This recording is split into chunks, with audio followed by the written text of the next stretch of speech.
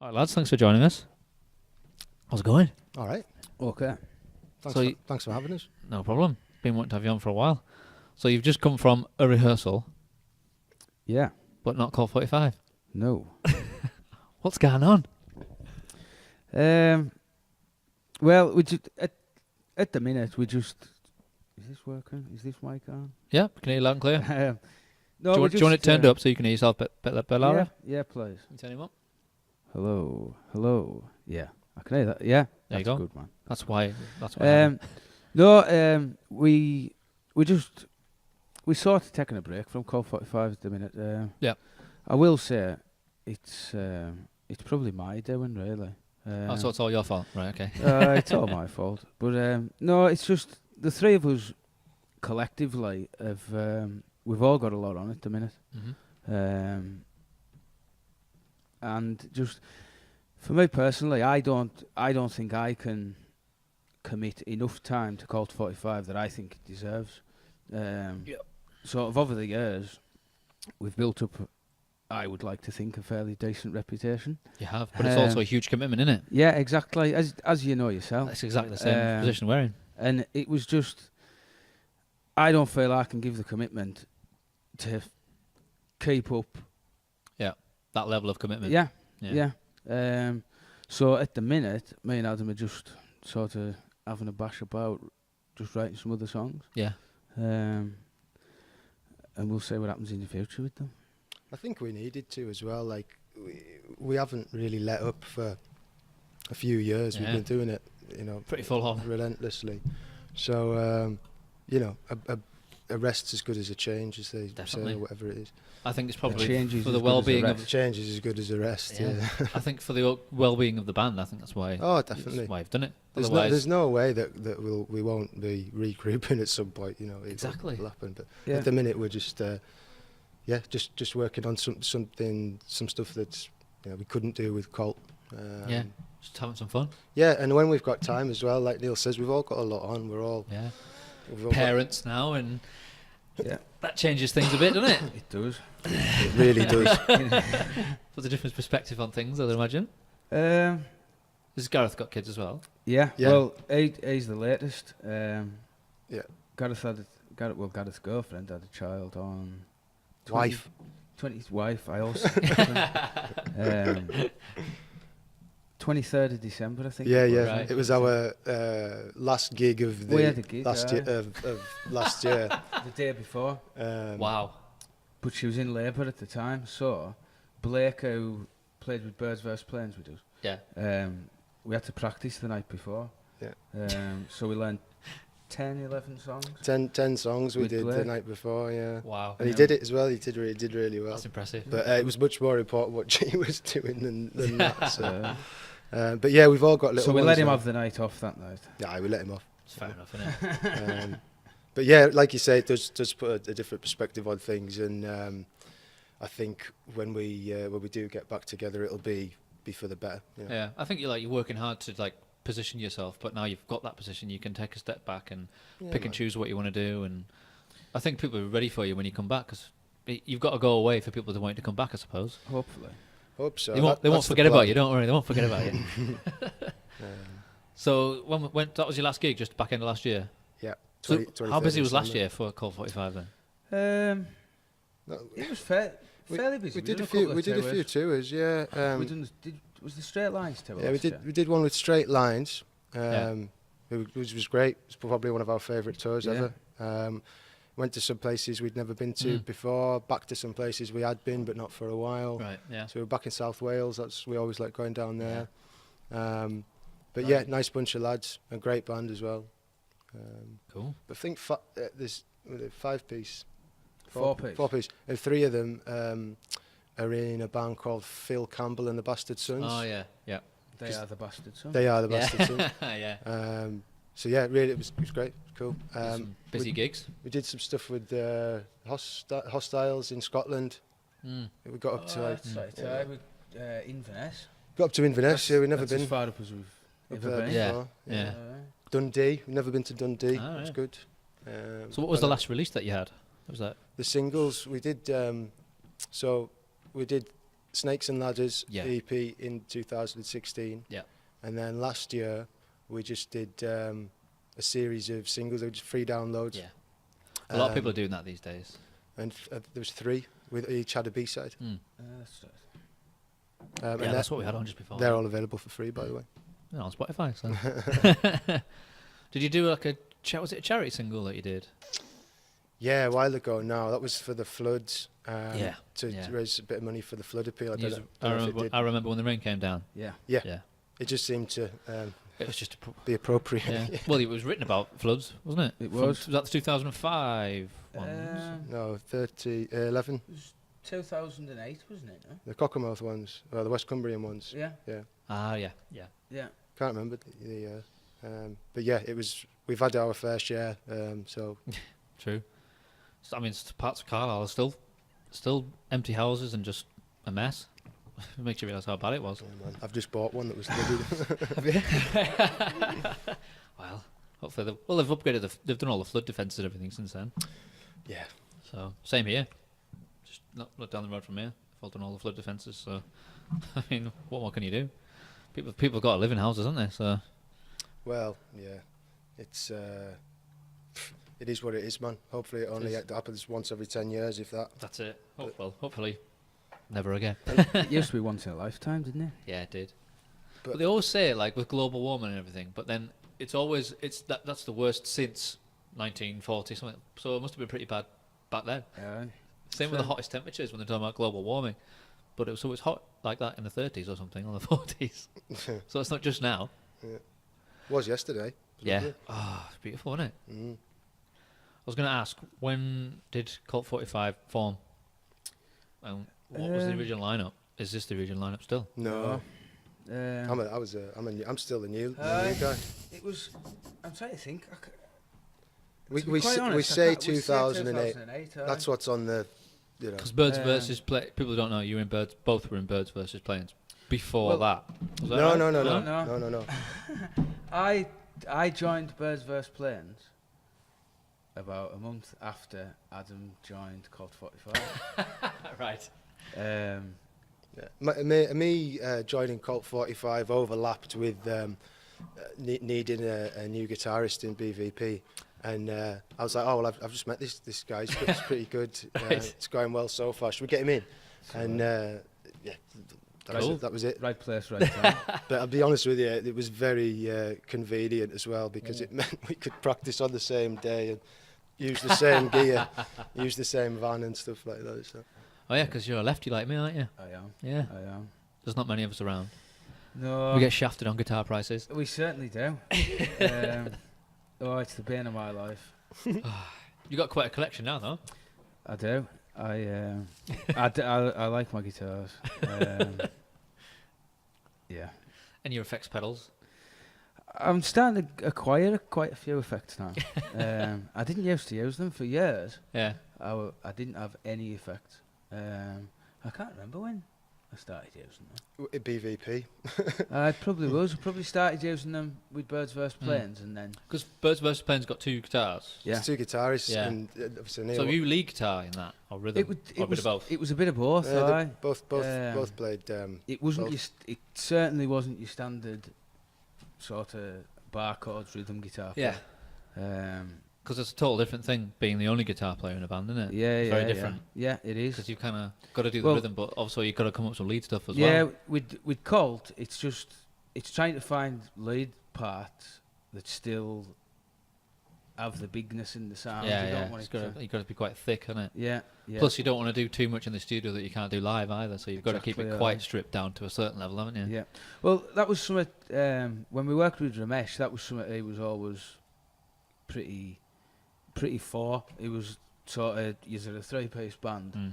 Don't do out. You can't do out. Yeah, don't Sort add of another guitar in it that wouldn't be there. Ridiculously. Like, I mean, we did in the studio. We did add sort of Oh, there was different elements in. and Yeah, there was- yeah. And there was lots of layers by on and large, every You've guitar. got to put some layers on it. Yeah. But the parts themselves were very simple, and it was nothing that we couldn't Mm. replicate live. By and large, everything. Less is more was his Yeah. kind of motto in Yeah. the studio.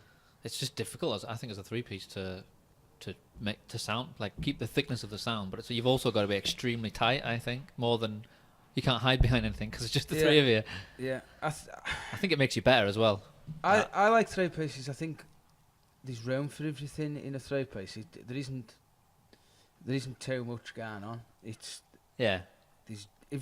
everything has its own place. Because I asked you last time, like about conversations about, did you ever think about having a fourth? Yeah, but we never seriously. No. Like Never tried it. No. Well, some of the old gigs. Beach used to come on. Our Beach, the other guitarist of BVP, used to come on all the tours with us back in the day, and he used to jump on for the last song or two. Yeah. And it's good fun, but that's kind of your identity, though. Yeah, the trio thing's part of our how we write songs. It's easy to make decisions. I think it changes how you write songs as well, doesn't it? It's a totally different approach. I also think a three-piece looks cool. Yeah. Well, you get more room on stage as well, especially with a lefty and a righty. It's just perfect symmetry. Yeah. Well, we were rare that in Martin bass plays left-handed as well. So Kev was the odd one out, right-hander. Two left-handers, really. That's rare. The thing of that as well, don't they? Graces. Oh yeah. Yeah, they did. Yeah, Bradders is left-handed. Two left-handers. There's a few of us knocking about, but it's a hard life, isn't it? There's some smart left-handed guitars in Cumbria when you think about it. There's a few. Yeah. Should start a club, boys. Yeah, you're not invited. Yeah, not good. This guy though, like, can play a right-handed guitar upside. Like often when we used to go and do, radio stuff and things or acoustic stuff. They wouldn't know, would and they? He'd turn up and there'd be a right-handed guitar, and he'd just turn it upside down and just play it. I do a little bit. Just of that. in E, in the key. Yeah.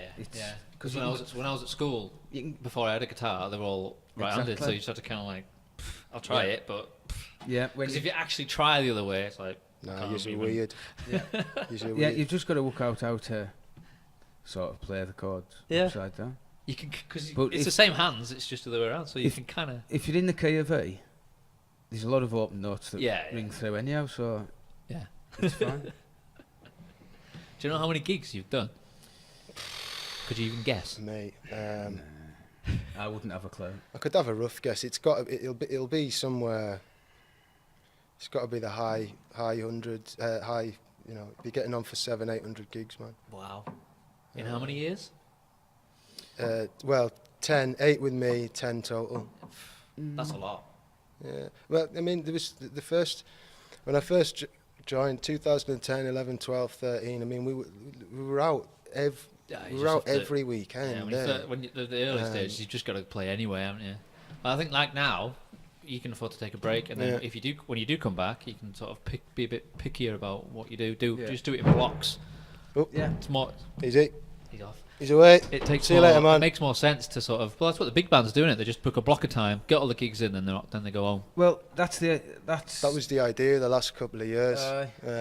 Just it's pointless going to, I don't know, Nuneaton on a Thursday night to play to 30 people. No. So we tried to do things that were just. If you get a gig on a Saturday, try and get a gig on a Friday.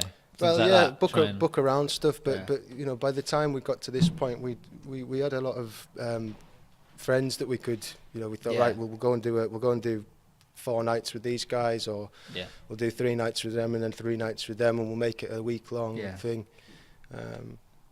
But we were lucky as well. We guys like the Computers would always give us a shout and take us out for a few shows. Electric River, when they were still on the go, we used to do loads of stuff with them. Roughneck Riot, Hostiles. Roughneck Riot, what a band they are. Good laugh. But all of them, one thing they've all got in common, they all sound different, but they've got the same kind of mentality as us, which is like, that's just, if we could book some shows, let's just get out and do them. Just get on with it. You've probably been asked this before, but if someone had never heard of Colt 45, how would you describe? Some people don't. I mean, you don't want to be pigeonholed into a genre, but I used to like remembering, like when you go away on tour, like you get to different venues and they describe it in different ways. Well, you let other people people say what you are. I'm trying to think. There was some great. What was it? Something The best, I tell you what. Something urgent of pace. This is the one I'm on about, right? So the one that's on our Facebook page is from Classic Rock, and it says, "Urgent of pace, no, street smart punk. That's fast of was it? Urgent of pace, melodic of chorus, and as tight as Tommy Lee's cock ring." Wow. That's I like that. That's good. But I guess Cumbrian punk rock. Yeah. It does the job. But it's better. I just better to just whatever other people say you are. I guess that's what you are. Doesn't really matter, does it? That's what the Arctic Monkeys said. That's what the Arctic Monkeys said, man. Yeah. Yeah, but I mean, we'll put a link to all your stuff in the show notes so people can check it out. Yeah, people can make their own minds up. We like what we like. Rock loud, usually quite fast. A couple of slow ones. Yeah. Melodic, anthemic if we can. Yeah. If you like it, great. Playing within our limits as well. Yeah, we don't claim to be Bark. Yeah, none of us are. Well, I was talking to someone yesterday when I was telling them that I was having you on. I was just saying, you just write good songs. The other day, I just say you can't argue with the songs.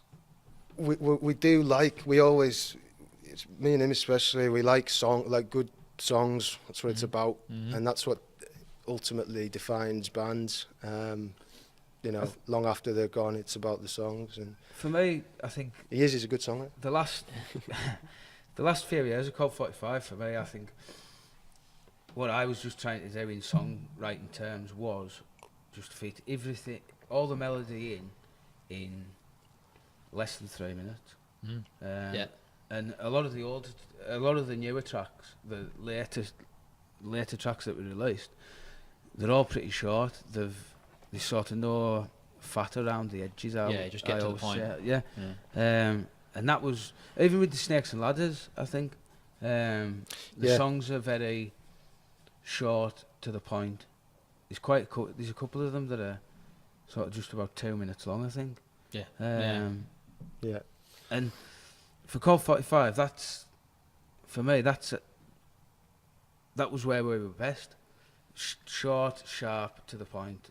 Get all the melody in 2 minutes. And, it kind of reflects where we were at, like as the band at the time as well. So the first kind of album that people refer to, Coughing Up Confessions, we actually think of it as the 2 EPs because they were separate. It was Chasing Yesterday, and then there's Inside. Is that when you got signed to? Was that their idea? Well, they wanted to put something out straight away, and it was like, well, we can't just give you an album, right away. So they thought that it was worth putting them all out as one package, and I think it works because the songs were all of a kind of time and place. So I think it does work as an album. But it was anyway. So there was that, which was a collection of songs that we'd been playing round Cumbria and wherever we could get a gig for a while, and then The Tide Is Turning was the first kind of album proper on Visible Noise, and that was, we had a bit more time and budget in the studio. So some of the productions are a bit grander. Snakes and Ladders came after a period of a couple of years where we'd, some big highs, some low lows. We did Download, all that stuff, and a lot of miles. Put the record out, lots of miles, lots of tours. Went abroad and stuff. And then Snakes and Ladders was a bit more, I don't know, it was kind of back down to earth with the bump. It was a bit more reflective, I think, wasn't it? Right, so the whole premise of Snakes and Ladders, you 1 minute you're up, the next minute you're down. Exactly. It's like reality, isn't it? The reality of the whole thing. But it was like, so you don't just put the album out and then get to live on a tour bus forever. I see, right, okay. Not anymore, no. So that's what Snakes and Ladders was, I think, and Neil's right, it was a bit more back to our roots, I think. And then the singles last year kind of just, I think they would probably, if Snakes and Ladders had been an album, it was only 6 tracks. I think the 6 tracks we put out as the singles last year would have been the rest of it. Would have been the rest of it. Right, yeah. It's probably a good idea. That we could maybe flog that. Do that at some point. Repackage. Because when you signed to Visible Noise, that was just when the whole cock rock thing, wasn't it? When you had that. It was the day before. Night. We signed you signed the day before, but so it was a good first day. Had you announced it the day before? No. Because you told me when I saw you at the festival. We were. He's like, I'll tell you. He but told don't you, tell right? He probably told everyone. I But did. we that's were quite a actually cool story. told. We were told to not announce it for. It was a month or two. Yeah. It was. It was until we They had were, something they were going to to. They were announce. going to tie it in with something else. Yeah. Putting the 2 but EPs out as Coughing Up Confessions. with what happened at Cockrock, I think they're just saying They wanted to jump on that whole. it was too good a publicity. So if someone doesn't know, tell us the story. 'Cause that was quite the good. story of Cockrock. Because you originally booked us to play the smaller stage. 10:42. Yeah. Well, and it was great. We weren't that. I know. I was Cockrock there. wouldn't book us, would they? Funnily enough, I can't remember the politics of it, but Yeah, I think you're right. Yeah. I do. But no, we tried to get on, and Cockrock wouldn't put us on. This is Cockermouth Rock Festival. Yeah. Then it changed its name to Northbound. And sort of, we had a friend who run, what was it called? 10:42. 10 to 42. Lewis Pine. Good lad. Shout out. Good lad. But yeah, we knew Lewis, and he was running the stage that night. We asked him if we could get on, and he gave us a slot. And then it was sort of 3/4 through that slot. My dad came up. I remember my dad shouting at me from the back, and he says, "Hey, they think that Wiley isn't going to go on, and they want you to go on after him." And I was like, "You what?" He said, "They want you to come off here now and go down there." And I was like, "Nah, we're not coming off here. We've been booked here. Yeah. Crowds there." So you're talking main stage here in front of how many it was? This was in front of. This was 10:42. No, I was mean, like, but the prospect of oh yeah. headline. There's no way we weren't going to finish the Yeah, setting. exactly. It was like, nah, No. we're not finishing now. I can wait. So it was like, tell them to piss off. So we got on with our set, and then it was right before the last song. My dad shouted at us again. He was like, and he was with somebody from the festival, and they were like, "We want you to come down, blah blah blah." I was like, right, well, we'll do this song, and we'll see. So then we come off, and then we moved all our gear down at the bottom, and they basically said, what was he called, Wiley? if someone happens. Yeah, if Wiley walks off, you just get your gear, take it on, and play. And that's exactly as what it would happened. happen, He walked off he after walked 15 off after. minutes. Because Because that's how long you had to stay on to get paid. apparently so. Yeah. Well, we ran. Well, not quite ran, but we went through I saw you. through the red stage With with all our gear. That's alright. And just went on and played. But it was good. It was. We Yeah, I got all our won't forget stuff it. set up. It was good, no? Yeah. To be fair, I thought you didn't look like you'd rushed. You just looked like you were meant to be there. I thought It was very punk rock because It was. there was no like sound. They weren't our amps. It wasn't. No. It wasn't They my were. kit. Or was it our It amps? was my amp, so. Ah, no, right. Well, Yeah. it wasn't wasn't my. your kit. Wasn't You my wouldn't have had kit. time to do that, would you? No, but that was. I just went on, no sound check, and just did a few songs. And it Yeah. went fine, didn't it? It was. I'll be quite honest. It was one of the best memories I've ever had with Colt 45. Yeah. It was.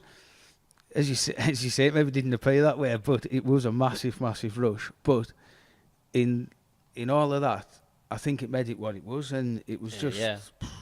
You took It was mind-blowing, You took the like. opportunity and you made the most of it. I thought. Well, and if I'm honest, if there wasn't all the palaver beforehand, I don't think we would have been as good because we were just absolutely right fired up for it. Yeah. Plus, you were properly warmed up from just playing, so it wasn't like you had to get into it. You were just like, let's go, let's play these songs again.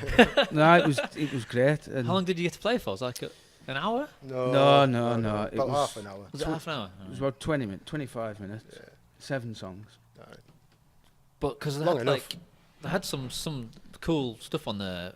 I don't know where they got it from. I don't know how time. I don't know if it was like specifically yours, but whatever they put on the backdrop, Wasn't ours. it worked. It worked with your music. I thought it was pretty Nice cool. one. Because then you did play again. That's main stage later, didn't you? Yeah. When it was Northbound, was it? Yeah, when they rebranded as Northbound, they kindly invited us, because we'd stepped in that year, they kindly invited us to headline sort of on our own right. Yeah. In our own right.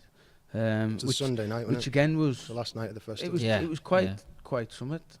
Really, It was typical Cumbrian weather. It was pissing it down, wasn't Yeah, it? of course. I can't remember. It was. It wasn't the great night weather. when you had to step in, but it was the night when you actually. It was. headlined.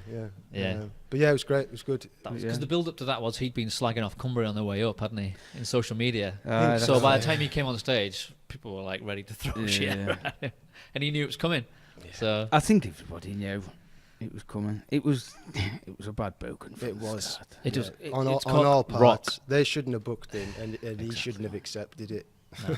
Well, these agents should have gone that way. I don't know why. It's all about the music, fam. Well, that was obviously all about the money, wasn't it? Because he didn't care. Or his agents didn't care. Really? But that's a prime example. But justice is done because people now are like, who's Wiley? He's the godfather of grime, man. And I'll be honest with you, I quite like some grime There you go. music. There you go. I don't. But it was it was meant to be It's anyway. the new punk, man. Yeah. But I think he did come very proud that night. Yeah, It was fucking awesome. it was nice to do Thanks, it, man. and it was nice to it for it to be 10 miles from where we live. So, Yeah. But it could have been, if you hadn't been there, it could have been some band that no one really knew. well, if it wasn't us, I'd like to think it would have been another Cumbrian Yeah. band that was playing. Would have been good. There's plenty of us, and That was one of the things about Cock Rock I always liked. There was always an abundance of local talent. Yeah. There was Yeah. like. well, that's what I think that's what you went for. And that's what a lot of other people went Yeah. for as well, because it was mostly local. It was. It was a shame they didn't pluck up a bit more courage to book at least one big band that was going to bring in that was a rock band anyway, that was going to bring in a huge majority of people and then So- top it up with local stuff. Well, Funeral for a Friend played one year, didn't they? Lower Than Atlantis play one year. That's more along the Gallows. lines. Gallows played one Yeah. year. Goldie Looking Chain. Class. we were on right after them one year. In fact, I remember I got on the stage with Goldie Looking Jen at the back. Did I? I was dancing at the Did back.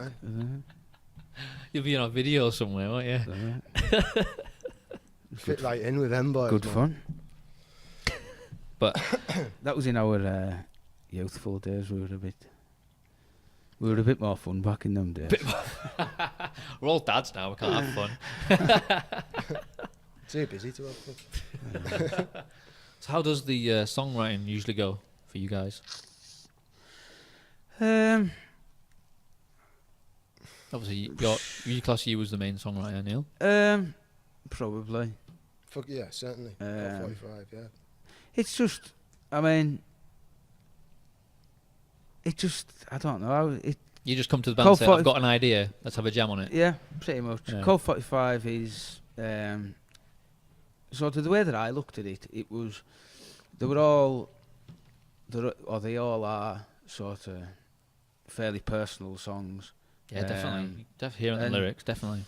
And it just sort of, it stemmed from there. A lot of the time it's just sort of a single line and it'll come with the melody. Yeah. And then I would just flesh that out and then I take it to them. But a lot of the time the songs used to change. I would have sort of ideas of how I would think it would sound. And you take it to the lads, and they would say, "Oh no, maybe try this there and do that there," and it would. That's probably where that's what makes the band, isn't it? Yeah. Because it'd be completely different if it just left how you wrote it. Well, it wouldn't be called 45, really. Exactly. And that's for me what I used to like doing. A lot of the time I used to write, like a lot of the time I used to have verses and choruses. Yeah. And just take it to them with verses and choruses, and then it'd be like, right, how do you get from a verse to a chorus? Yeah. How do we turn this into a song? That's a verse, that's a chorus, but we haven't got any musical parts. What do we do? Yeah. I think the first Colt 45 song I heard was this, Everybody Will Let You Down. Nice cheery number. Well, that and, for example, the riff was something he had, and then he played it to me, and I thought, right, well, I'll change it more into how I would play it, into my style. And then I added a verse, chorus just was itself, and the middle bit was just a jam. A combination of the two. None of it's very complicated. But the middle bit we just jammed out. Yeah. I was going to say that's how a lot of the tracks came together as well. I mean, a lot of them, some of the 999 These Unspoken Arguments, for example, that was Shit Happens. They were already playing that, like those were songs I'd heard before I joined the band. Which is why one of the reasons why I wanted to, as soon as they asked, I was really keen to get involved. But if my memory serves correct, I think them songs changed slightly. Maybe not arguments, but shit happens. They did, man. For the I think shit happens, especially changed for the better slightly. Yeah, but we always spent a lot of time practicing, whether we were touring or recording or not, because we had the time and we all loved it. So we spent a lot of time practicing and fleshing stuff out. And we're both perfectionists, so we'll just go over an idea. And I think all three of us are. Yeah, I think that's quite important, because some bands don't. If they've got a lot of gigs, they'll sometimes drop the practice in between. Sometimes, we were the same, because you kind of. Well, not get lazy, but you kind of get stuck in the same. Nothing changes then if you don't practice, because sometimes in practice you make tweaks, and we were always working on how do we get from this. We need some gaps, transitions. We need some different stage banter. We need this. We need that. But if you don't practice, you don't get a chance to work on stuff like that. I think. Exactly.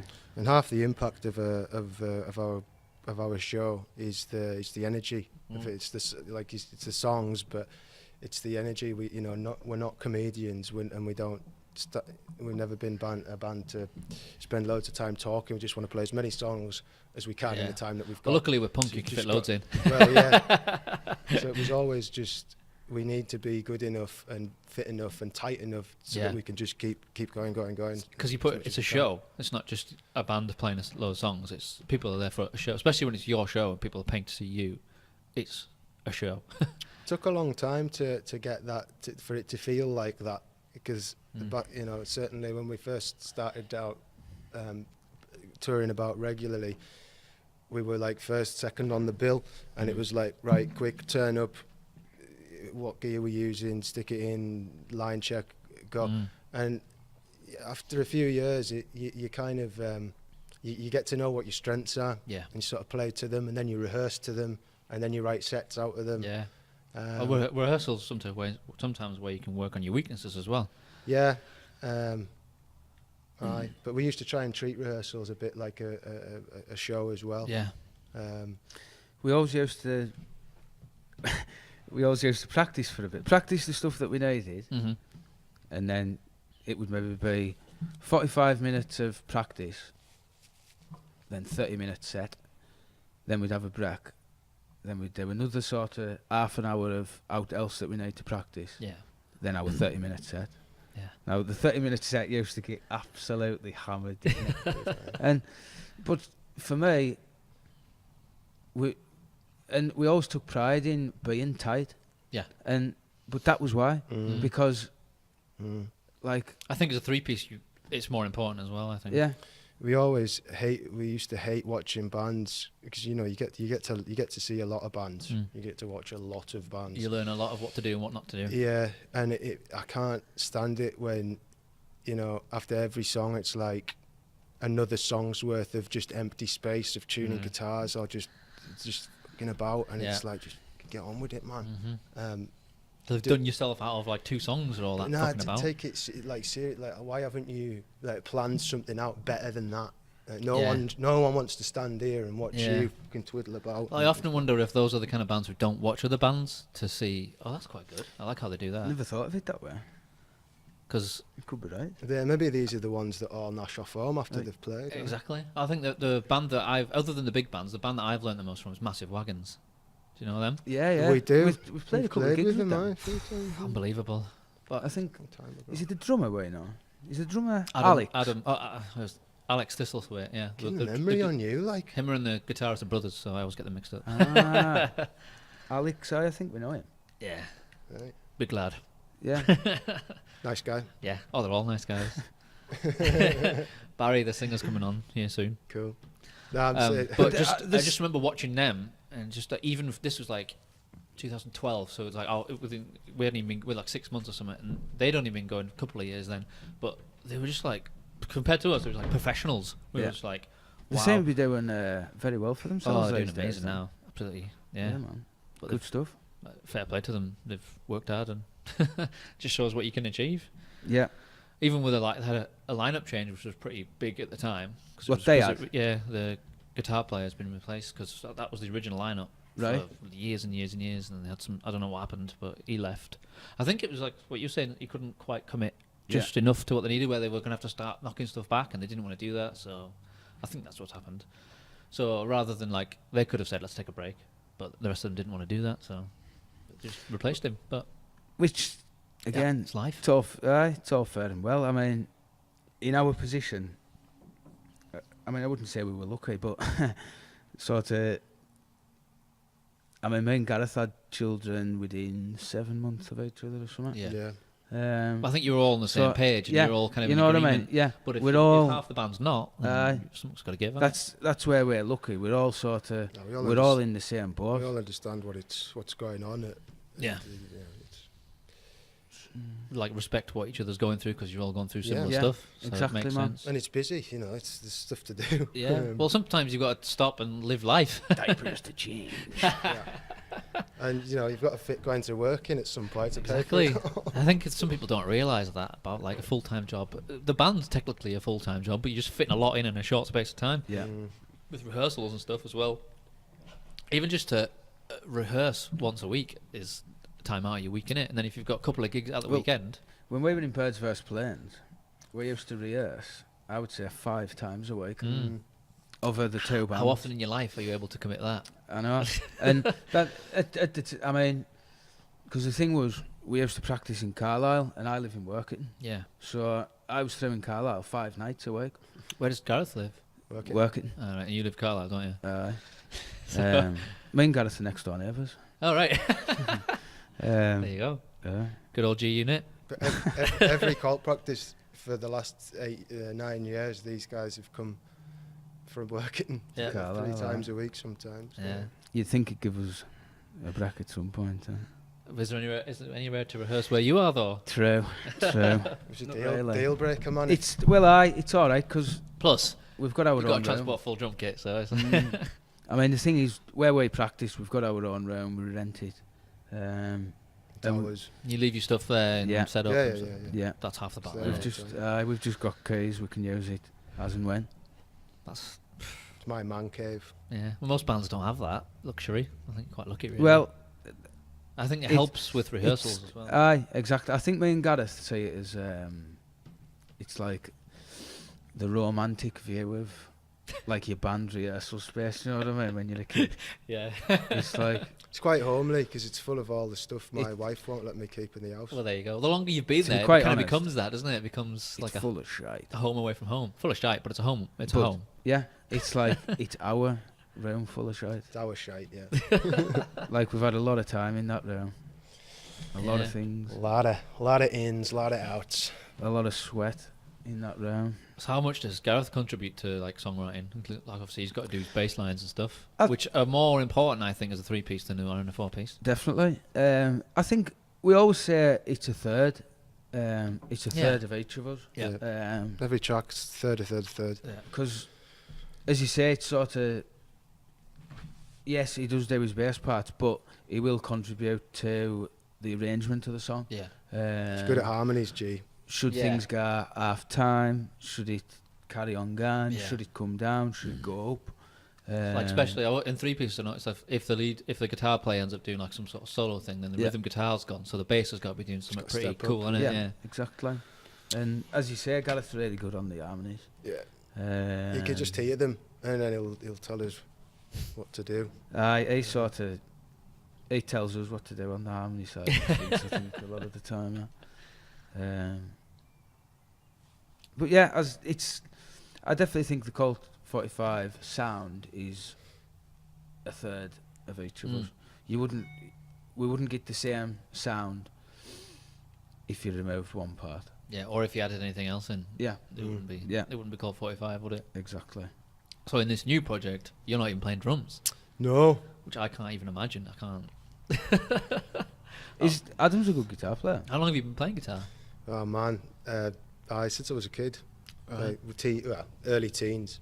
So has that helped? Sometimes you've come up with ideas for Colt 45 because you can pick up guitar. I mean, some tracks like Everybody Let You Down, a riff, the OK riff, and some of the stuff on the sing. I mean, but we send each other stuff nearly every other day. Yeah. We send it a little something, and songs kind of grow out of that, and then sometimes you realise a few months later, like, oh, actually, we've been working on that idea for quite a while. But no, it definitely helped. I mean, we play guitar very differently. Neil's a lot. He knows what he's doing a lot more. He's more studied. I play the guitar like I play the drums. You just fucking go for it. Yeah, just kind of work out what feels good. But no, I've played for a long time, and I've wanted to. I've built up lots of gear and stuff over the years, and I've always wanted to give it a shot playing guitar in a band. So now we've got this kind of downtime, and we weren't doing anything else. We just thought, well, let's give it a try, and it's good, isn't it? I think. Well, we'll wait and see. I think it's all right. Has it got a name or you're not? No. We're not even at that stage yet, man. We're literally the ideas of songs stage. Yeah.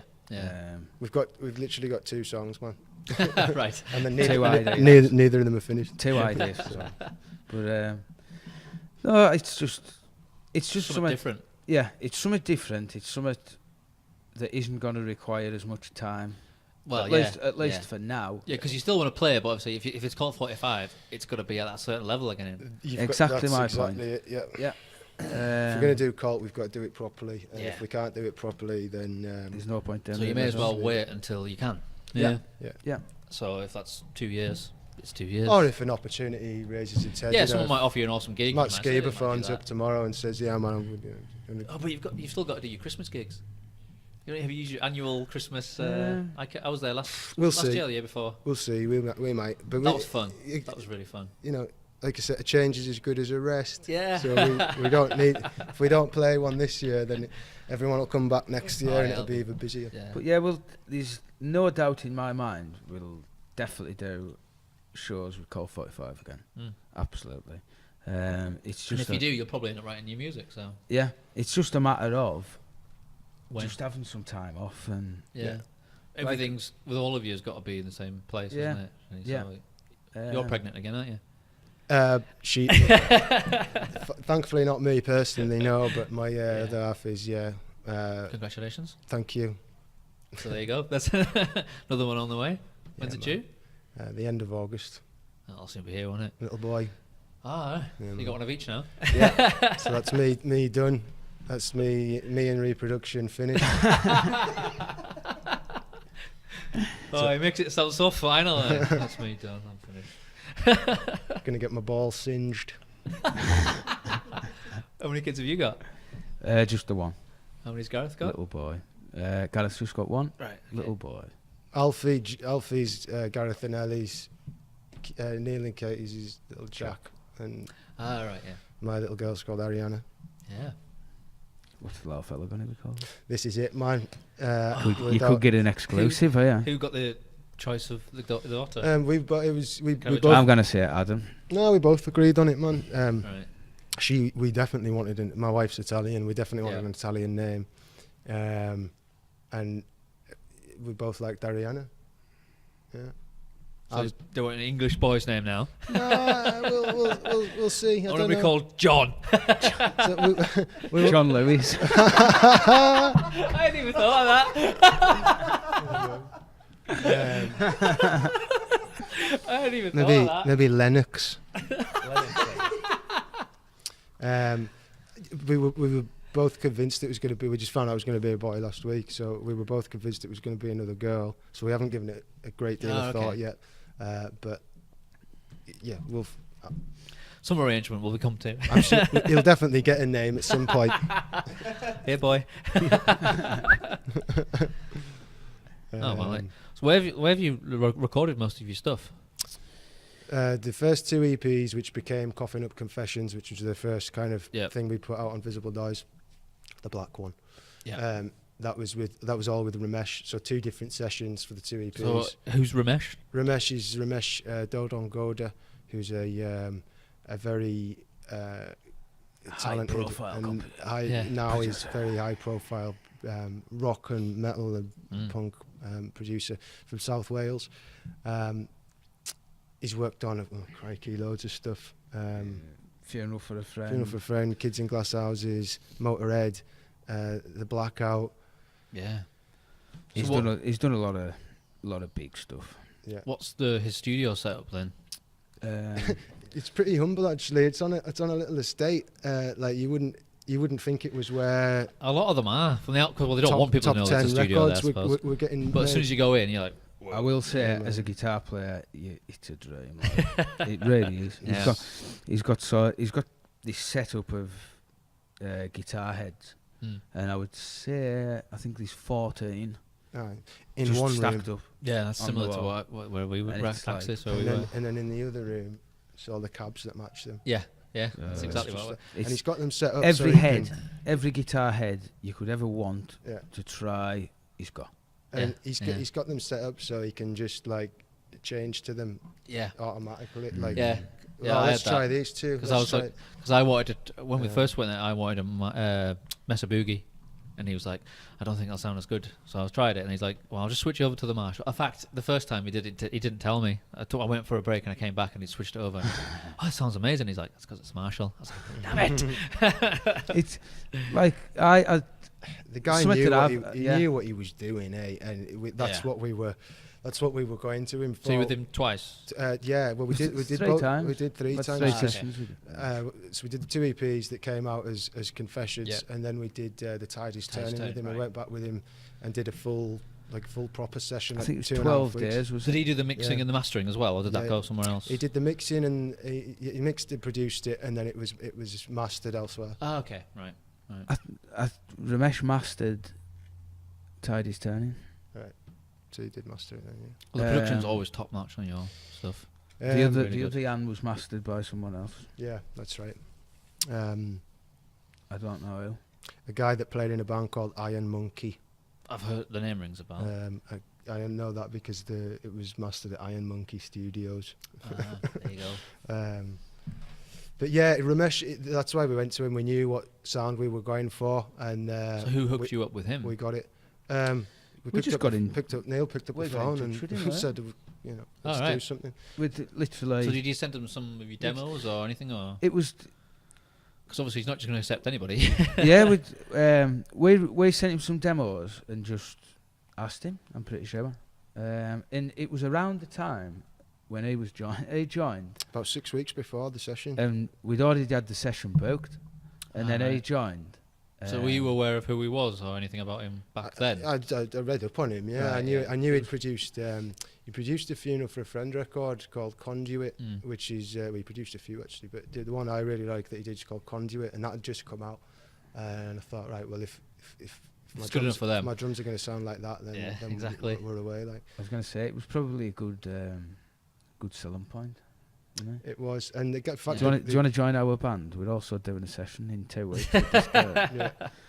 He would have joined anyway. Because I can remember on the first session, we'd literally only known you about a month and a half, 6 weeks, and then we went to South Wales with him. Wow. And we were away for 8 days, I think, the first time. Yeah. But it was quite an intense way to start proceedings with them, because they were like, oh yeah, we've got this gig. I think the first gig was supporting the Young Guns at the Brickyard. They were like, yeah, we've got the support and it's sold out. Right, when's that? A couple of weeks, man. And then we're recording 5 tunes. So you need to get up to speed with the click and all the parts. So that was really your audition. Yeah, it was great. Our first practice, the first time I went down, despite being really out of breath because I'd never had to play that fast for that long. Yeah. The first track we wrote together was Chasing Yesterday. All right. It's like the first practice. Neil's like, I've got this thing. Just wrote it in that practice. And that was sort of, for me, when I think back, that's how that blueprint started, because it was sort of verse and chorus, and you arranged it. Sort of, we need a breakdown here, and then stop back into the chorus, and it was like, yeah, bang, yeah, done. So for you, that's when you clicked, and you're like, it's gonna work. It's gonna work. Yeah, definitely. So what was it like recording the drums there then? Pretty straightforward, to be honest, because he doesn't mess about, this guy, at all. Was that your first studio experience properly then? Oh no, man! I'd been recording for a long time with BVP, and I'd been over in.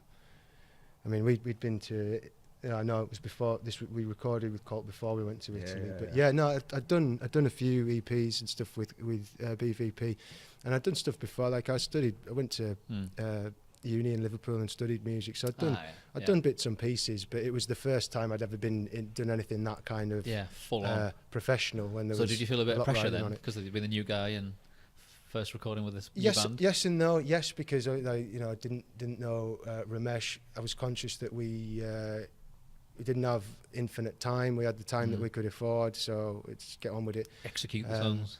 But no, because we were ready for it. We'd practiced. You put a lot of time in practicing. We knew exactly what we were doing. I think that's what it comes down to. Ramesh never really changed much at all. A couple of arrangements here and there, but he always helped us to get the most out of the songs as they were.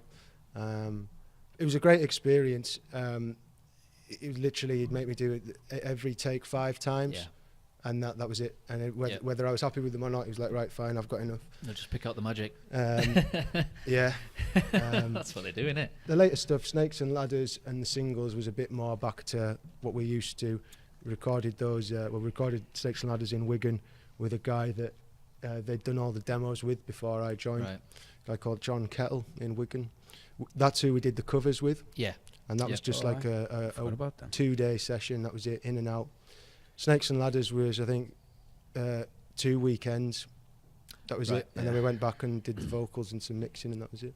So where was it? Was it mastered somewhere else? No, so the engineer that worked on us with Confessions and the Tide is Turning, a guy called Rob Thomas, who is Ramesh's engineer, he's starting to get started and doing some of his own productions. Right. And he said, well, look, if you can get me the files, I'll give it a mix. And consequently, we got something that was close to what we'd had before. That's what I was going to say. But that still sounded live, which is what we wanted. It was still up to the standards of what you'd done before. But we didn't want it to, because if anything, don't get me wrong, I still love listening to the Tide is Turning and Coffee Up Confessions for the songs, but the productions, as great as they are, it is almost too big, too polished. Right. Snakes and Ladders was a bit more raw. In our comfort zone, I think. It sounded like we do. It sounded when I listened to it. More like we do in the room. Yeah. When I listen to it, it sounds like it sounds when I'm playing along. It sounded like all 45, which is the most important thing. But both both sides of it, they're really ultra professional. This is our schedule for the day. This is what's going on. Let's get it done with Ramesh. I prefer to work to a schedule. To the hyper impersonal, relaxed, chilled out vibe that we got with our other recordings. The contrast was nice. Yeah. What was it like for guitars then? Did you do drums first? Did you go and do a guide track first? Or did you play along to your demos? Neil does a guide guitar, and I tend to record just stick drums down first to a click, guide guitar and guide bass. Once the drums are down, retrack the bass. Once the bass is down, retrack all the guitars. Yeah. Just like a jigsaw, and then vocals on top. I think we used to go in, do a guide track to a click, and then the drummer would record the drums to the click, and then the bass would play the drums to the click, and the bass would down to the drums that were already done, and then you just add everything on. Yeah. Did you learn at uni to do a click track, or was that something that came later? No. Did you find it tough to get used to? I had to started it with Birds vs Planes on I think a release or a couple of releases before I joined Colt, so I was comfortable with the click already. Yeah.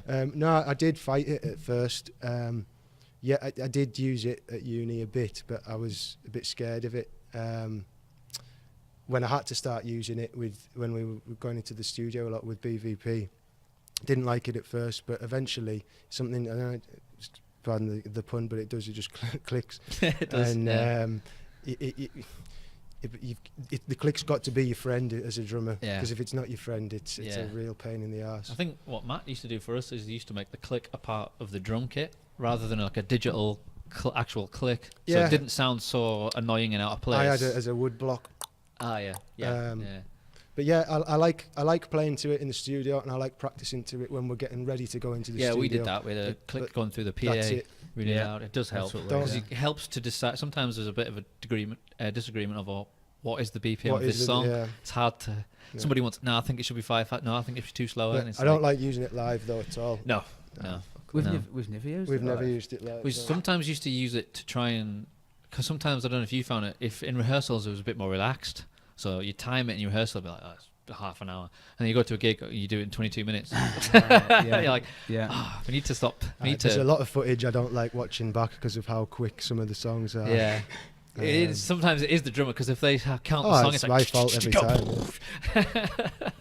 But the more you do it, the better you get, stuff like that. Yeah. But I don't know. I do love the studio. I love the recording process. Me too. It's nice. I think it's because obviously playing live is a lot different. In the studio, you get to hear it because it's different when you're playing. You know what I mean? You don't hear it in the same way when you're playing as when you're listening back. Yeah. And in the studio, it's nice hearing it all come together. Yeah. For me, it isn't just because it's my guitars, but for me, I like it in the studio when the guitars start going down. Yeah, because that's when it starts to come to life. Then, doesn't it? Yeah. You start listening to it and you think, you can hear the song come. It really comes together. Yeah, it's cool. But I love playing live, but I like writing songs in rehearsal, and I love seeing, like you say, seeing it, bringing it to life in the studio, especially when it meets what it's starting to sound like what you had in your head. Yeah. Because sometimes that's always you worry that it's not going to quite sound right. I'm gonna have to be really unpro. I'm dying for a piss, man. Go for it. It's fine. It's fine. Shit for the video. I'm sorry. We'll just slag you off while you're gone. He used to do this. Well, quite a few gigs, like. What? Go to the toilet in the gig? Oh, aye. Yeah. Wow. Just decide. Oh, I need a piss. Wow. Leave me. I remember. Just leave me and Gareth in like. Yeah, I don't think. No, Steve never had to go to the toilet. But I remember one gig, a drummer got cramp. Like they were literally playing and they just literally jumped up and ran off stage. We were all like, I wasn't even looking. I was like, what? Where's he gone? What's happened? The rest of them are going. Because it must have been a regular thing because they were all going, oh, he's done it again. That's one of the worst things ever to get cramp. I don't think he's ever got cramp. No. He's a bit of a Dave Grohl though. He hits a bit hard. I think he is. Which is something that must have to adjust for in the studio. Hitting your pots and pans too hard. You got to hit them hard, man. Oh, you have to, yeah. You got to hit them hard, otherwise they don't make the right noise. Exactly. Especially for punk, anyway. Got to go for it. got to be able to hear myself over these guys. Yeah. What was the longest you've spent in the studio for? Which release took the longest? Was it the album? Tidy's yeah. It was 12 days. 12 days, yeah. I think 12 tracks, 12 days. 12 days in the studio, but there was a couple of days, I think we were down there for about maybe 15, 16 days because there was a weekend in the middle and so went down a day before. Right, yeah. Did you have any luxury fiddle time at the end, or was it all fiddle time? No, man. You don't. It was an unaccompanied mix. Okay. I think we got lucky on our first album because we had like the last day there was a couple of vocal things I had to finish off and a couple of guitar things, but the rest of the day was like, can we try this effect on this bit, and can we try which was like we hadn't planned for that because we thought we were going to be going right until late on the Friday, but we got finished early. It was like, wow, so we can put like a flange on this bit, we can try echo on here. It was weird. No, we didn't get the option of that. No. But again, that's what we were going for. Yeah. We were going for Ramesh production, but what we learned, what we took out of it, and the things that we picked up, we put into Stakes and Ladders and the singles, which we co-produced ourselves. Yeah. We knew what we wanted, and it was just a case of essentially having an engineer to run the show, and then giving notes for the mix and the master. Yeah. So who's some of the people that you would say helped you along the way that are worth a mention? Julie Weir, our manager. I'm hoping to get her on the show at some point. She comes home at Christmas. Good luck. And I'm trying, because she's so busy, obviously. I want to get her on the show. She comes home, but yeah, Julie for sure, for giving us a shot and giving us a chance to put a couple of records, 3 records out. Because she's at Music for Nations now, isn't she? Yeah. And what was she when you were working with her? What was she then? Visible Noise. Visible Noise. And Wise Blood Management, Cacophonous Records of Visible Noise, and she's now at Music for Nations, which is Sony. Yeah. Pretty big deal. Yeah, she's great, and she gave us a chance and helped us do things that we'd never would have done otherwise. She's Cumbrian. She's Cumbrian as well, isn't she? And she's a Cumbrian. Yeah, of well, course. She worked with a couple of girls called Maria and Angela, who were our sort of PRs and looked after us whenever we were in London or doing gigs, and they did bits and pieces of press and stuff for us and just helped us sort of day-to-day stuff. A guy called Marcus Mashvitz, who's a very, very talented photographer and video guy. Just for being he's taken some photos of us before, but he's just been a good friend. He's done the video for Thought I Knew Best. I Thought I Knew Best. Yeah. In London. Have you seen that? I have, yeah. It looks quite cinematic. Cinematic. Yeah, it does. Yeah, it does. It's the more pro of the bunch. Well, that reminds me, Gareth's doing some videos. He is, huh? Where did that come from? Has he always done that, or is that a new thing? Or he's always been pretty handy with a camera. He's done a lot of our early ones, didn't he? Yeah, he did like all the old montage. He just used to take edges. Aye. Right, yeah. But he's got some. He's invested in some decent kit, and he's been practicing. And he did the singles last year. He did all the videos. One Way Home. He did Reasons. He did all of them. He did Hard Times as well. Yeah. So is it like a multiple camera setup, or how did he do it? It is, but remember. Just lots of takes. One camera, multiple I see. setups. Right, yeah. So you just play that again, and I'll put the camera over here. Right, yeah. It's good though. I was really good. I was impressed. He's quite handy, he's G. Good. What else? He's just done a video for somebody else. Hot Death. Yeah, that was one. I was done a video for them guys. That's pretty cool. It was really cool. Was that in Workington? I reckon. Yeah, we were at the show. Oh, that's right. I was playing at the show with Rooms. What's it called again? That venue? Lounge 41. Lounge 41. Yeah. I would recognise with the spray paint on the walls and stuff. Right. Yeah, it's cool. But yeah, I was impressed with these video what he did for them. I used to call him the one that doesn't speak. Gareth? Yeah, because whenever you did like press stuff, he was the one that spoke the least. I always found. That's because he speaks so much. Oh, there you go. So I never shut up. So who's classed as the leader of the band? There isn't one. Or who does most of the like talking to booking gigs or doing the business stuff? I look after the Adam's the businessman. The to-in and fro-in and the emailing and the stuff like that. But we're all good at different stuff. G's good at making videos or technical stuff. Neil's good at writing songs. There you go. Keeping us on time. Being creative and logistics as well. Yeah, logistics. When we went to Europe, this guy had a minute by minute itinerary. Well, you need. To be fair, you need it. And it pretty much ran like clockwork. I'll give him that. It did. We got there and we got back in one piece with all our gear, and we didn't lose anything. And nobody died. on budget. So there you go. Yeah, man. I think it's important. A lot of bands don't bother with stuff like that, and they just don't think it's important. Or the business side of it, they don't value the business side of it. I don't think. Hello. Who that? Hey! I'm gonna have to. Sorry. I knew mine was off. My mother. Mother's there. Gonna have to go. What was that? I was just saying, someone's got to take it. Like you've got to treat it as a business these days, haven't you? You've got that side of it. Yeah, I think for me that was something that we've learned over the years. You've still got to have fun, but there is that side of it you've got to address. And I think, again, I can only speak for myself really, but I consider myself lucky. I mean, Adam, he doesn't mind doing the business side of things. Gareth is good at the videos and the sort of more technical, graphical kind of stuff. And I haven't got the patience to sit and edit a video.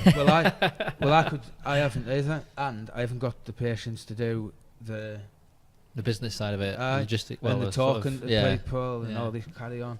But I don't mind doing a lot of I used to do a lot of the driving back in the day. I don't mind sorting out the routes, sorting out the hotels, and all that carry on. And as long as you've got somebody who can do part of it. Yeah, it works. It works. Yeah. So, Need that. and as I say, I was lucky in that those two quite enjoyed the parts that I didn't like doing. Yeah. And I could find I could help out in the ways that I wanted to. Yeah. Yeah. You know what I mean? So what would you say? What's your biggest gig that you've had? In terms of the number of people, download. Probably download, or we played at the what the hell is it called? Which the Birds vs Planes? No, the the Electric Ballroom. Electric Ballroom in Camden. Yeah, that was good.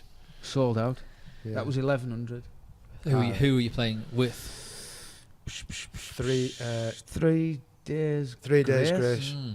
Yeah. That sounds pretty cool. We played a festival in Milan with Birds vs Planes. I remember that. That was a busy day for you. 70,000. 70,000 there, not 70,000 Watcher does. No. But yeah, it's pretty cool. Is the most memorable one? Because obviously the one with the biggest crowd isn't necessarily your most memorable gig. I'll say the Milan one, because it's where I met my wife. I don't. But for Colt, there's quite a few. Like there is download will always be memorable. So will Cock Rock. I remember your album launch at the Brickyard for Yeah. Light Is Turning. That was any because you haven't played there for a while, and No. it was. I don't know if it was sold out, but it was absolutely packed. And I remember people knowing the words. Yeah. I was just like, that's fucking awesome. I'm trying to. We've played a lot of good gigs over the years. Most of any of the Brickyard shows for me are I definitely special. I took a leaf out of your book then from like, don't play the Brickyard very often. Ah, man. We like twice a year tops. Yeah. Try and get it like Well, I think once we a used year. to do once a year, didn't we? Yeah. Once a year for the last year, yeah. And it just works. Yeah. Even just trying Cumbria, we try and play less Cumbria. It makes it more of an occasion. Yeah. Yeah. Because like the Sun Explodes, if they do a Cumbria gig, it's only at the Brickyard. Yeah. It's not very often. And it's always packed when they do. So I think that's the best way to do it. I think it was difficult at first because when you first start, you just play anywhere. But then I always thought the best way to tell how you're doing is to play to strangers who've got no reason to come up to you and be nice to you because they don't know you. It's like instead of playing in front of friends and family who are obviously going to tell you you're good.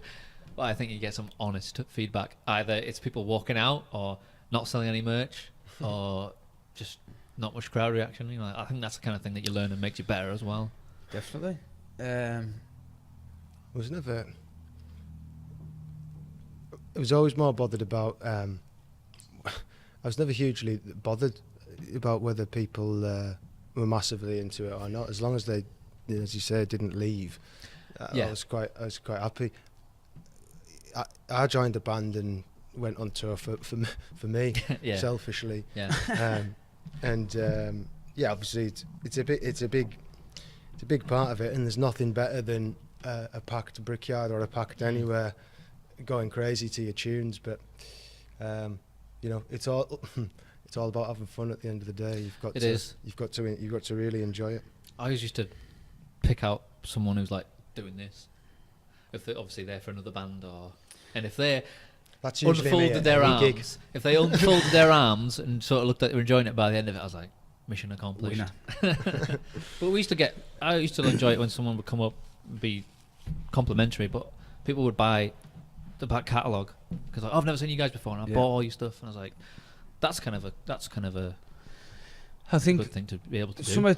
Something we've always been like selling CDs is a lot more important than selling T-shirts for us. Yeah, because you want people to have the music. Exactly. T-shirts are T-shirts. They will wear out the music. I think in this day and age, a lot of people miss that point. But for me, at the end of a show, if someone comes out, if you sell a few CDs, that's the sign of you've done all right, like, because if they want to making an impact. Yeah, if they want to go home and listen to your music, that's why we get up on the stage, and that's why we do it. Sometimes, like, people would buy T-shirts, but not the music. And I was going, does that mean we've just got good T-shirts and the music's they're not into the music? It's like why? It's a bit of a fine line. Yeah. But As part of the business, though, if you've got really cool T-shirts and people want to buy your T-shirts, then fair play. You're still making your money, innit? Still pays for fuel and shit. Yeah, but I've got an issue with there's a few bands we've played with that are when you go and see bands and they're like T-shirts are 25 quid for a Gildan T-shirt. Yeah, which you know how much they cost because you've got. It's you like do it the same way. I know that was £2.65, man. Plus I know print. the unit cost of that. Yeah. And your album's 8 and your T-shirts 3 times the price. Yeah. Or it's either that or here's our 10 different shades of fucking fuchsia duck egg tie-dye T-shirts. Yeah. But you're right. It's a. But we don't have any CDs. We haven't got any CDs. We've got 4 different badges though, and a patch. Sometimes I'm playing with bands who've done quite well, and I was like, but they've not brought any merch or CDs. And I'm like, people love them guys, and they would, if they had it, they would have sold loads. But it's like, nah. All bands who've got it, like we couldn't be bothered to get it out. It's like, important to keep you going when you're on the road, but I don't like the idea of merch being some kind of vehicle to take the piss and. No, definitely not. No. As I say, 25 quid for a T-shirt that costs £2.50. It's that was something we always tried to do. Not very punk rock. I know. I always used to try and get me wear and keep the T-shirts as absolutely low as possible. Yeah. I think we used to sell them for sort of 7 quid. 7 quid. 7 quid. So you'd like make a £1.50 per Yeah. shirt or something. Because for me it's as long as you're not losing money. Yeah. As long as you're not losing money, you're just making a little bit as you can. Yeah. For me, the important thing is the CDs. Exactly. I want people to buy the CDs. More than anything, yeah. So we always made sure we used to do plenty of deals. CDs. Yeah. A lot of deals of with them CDs and T-shirts. as Long as they were getting the CD, that's all. the I only was place you talking sell about. CDs these days at the gig, innit? Gigs, So Yeah. you would much rather people have Well, that. I will say, seeing as we're thanking every sort of people and that, HMV were always very nice to us. I remember going in when you had your was it Titus Turning? We Yeah. done like a signing and Yeah. album launch in there. But Well, it's cool to be able to say you've done that. But yeah, Well, to be honest, just to have your CD in a shop because soon that won't even be a thing. yeah. Well, they're still in the shop in work at the HMV now. Yeah. Like all 3 CDs. And I saw Fallen Red So- had a list of like 25 across the UK that had their album. In Oh, it. yeah. Most of them stock it. It's cool. If, cool. And if it's not there, you can ask for it. But yeah, it's nice. Again, it's just a nice part of the.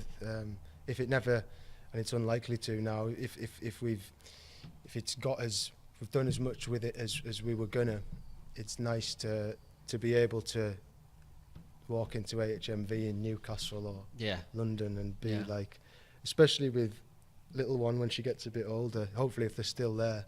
But when they're not there, like I was at the Metro Centre a couple of weeks ago and Snakes and Ladders was there. The Tidy's Turning wasn't and Confessions wasn't, and I was like, they must have sold out, babe. Yeah. I'll agree with you on that one. That's funny. Yeah, it would be interesting when she gets older and she starts to get into music. This is why she likes noisy music. Like she likes guitar music. I put it on in the car, and she likes it. Is this Daddy's song? What was yours? 10 months. Ah, right, okay. Not quite ready for that yet. No, not really. He dances a bit. Speaking of which, he likes Will I Am. I'm gonna have to get back and deal with all that sort of stuff. I'm afraid. That's all right. Are you staying for a bit longer, or are you going? It's up to you. I don't mind. Oh, we'll call it a day. No worries. How long have we been going for?